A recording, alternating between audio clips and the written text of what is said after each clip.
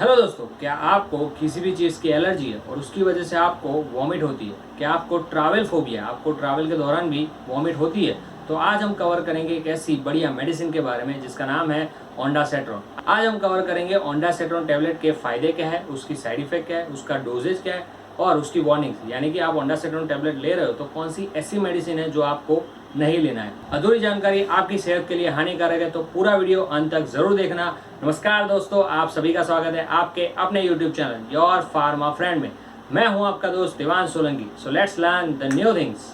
अब हम जानते हैं ओंडासेट्रॉन टैबलेट के पॉपुलर ब्रांड नेम्स क्या है, जिसमें ओंडेम जो आता है अल्केम का, जोफर MD4 जो आता है सन फार्मा का, एमसेट जो आता है सिप्ला का एंड वोमिकाइन जो आता है मैनकाइंड का। ओंडासेट्रॉन 4 mg, 8 mg एवं 16 mg टैबलेट्स में अवेलेबल रहता है और ओंडासेट्रॉन टैबलेट जो है वो सिरप फॉर्मेशन में भी अवेलेबल रहता है, पर्टिकुलरली बच्चों के लिए।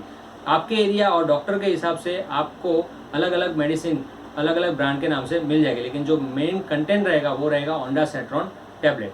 अब हम जानते हैं कि आपको वॉमिट क्यों होती है। जैसे कि अगर कोई एंटीबॉडी है जो आपको बॉडी को सूट नहीं हो रही, या उसकी आपको एलर्जी है, या ओपियोइड पेन किलर्स है उसकी वजह से आपको वॉमिट होती है, ज़्यादा शराब पीने की वजह से आपको वॉमिट होती है, किडनी में आपको पथरी का ज़्यादा पेन हो रहा है तो भी आपको वॉमिट होती है, साथ ही साथ आंतरिक कोई आपको पेन हो रहा है जिसे हर्निया कहते हैं उसकी वजह से भी आपको वॉमिट होती है। अब हम जानते हैं ओंडासेट्रॉन टैबलेट के फायदे क्या है, जिसमें फर्स्ट है गैस्ट्रोएंटेराइटिस, यानी कि आपकी आंतों में अगर सूजन आ गई हो, उसकी वजह से उल्टी हो रही हो तो आप ये दवाई ले सकते हो। आपको नौशिया यानी कि बहुत ज़्यादा उबके आ रहे हो तो भी ये आप ये दवाई का इस्तेमाल कर सकते हो।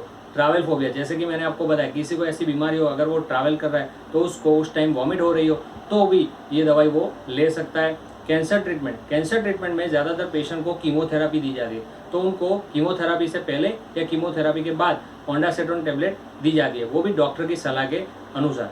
प्रेगनेंसी में भी सुबह सुबह मॉर्निंग में किसी पेशेंट को वॉमिट हो रही हो जिसको मॉर्निंग सिकनेस कहते हैं तो उसमें भी ओंडासेट्रॉन टैबलेट दी जाती है। सर्जरी, अगर किसी पेशेंट की मेजर सर्जरी हुई हो उसके बाद उसको कोई मेडिसिन की साइड इफेक्ट हुई हो तो भी उसको वॉमिट हो रही हो तो उसको ओंडासेट्रॉन दवाई दी जाती है। अब हम बात करते हैं ओंडासेट्रॉन टैबलेट के साइड इफेक्ट है, जिसमें है हेडेक यानी कि आपको सर दर्द होता है, फैटिक यानी कि आपको बहुत ज़्यादा थकान लगती है, आपकी हार्ट बीट जो है वो टोटली इरेगुलर हो जाती है, डिजीनेस यानी कि आपको चक्कर आते हैं, आपको बहुत ही ज़्यादा स्वेटिंग होती है यानी कि पसीना आता है, आपका जो माउथ है वो टोटली ड्राई हो जाता है।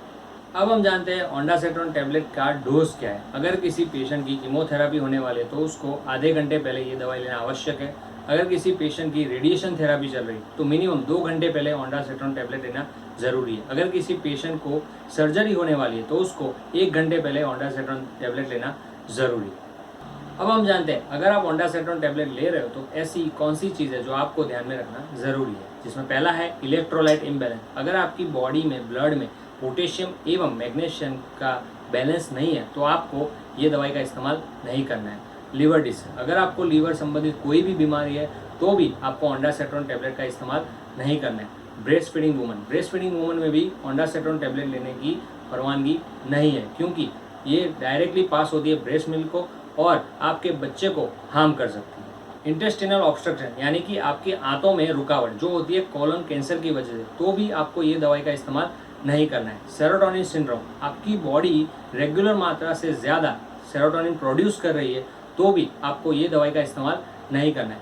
क्यूटी प्रोलोंगेशन यानी कि हार्ट प्रॉब्लम, अगर आपको कोई हार्ट प्रॉब्लम है और उसमें आप मेडिकेशन हो यानी कि मेडिसिन ले रहे हो तो भी आपको ओंडासेट्रॉन दवाई नहीं लेना है, क्योंकि उसकी वजह से आपकी हार्ट बीट या बढ़ सकती है या बहुत ही ज़्यादा कम हो सकती है। अब हम जानते हैं कौन सी ऐसी मेडिसिन है जो ओंडासेट्रॉन के साथ डायरेक्टली ड्रग इंटरेक्ट होती है, जिसमें है एमिट्रिप्टिलिन, एपोमॉर्फिन, फिनाइटोइन, कार्बामाज़ेपिन एंड ट्रामाडोल।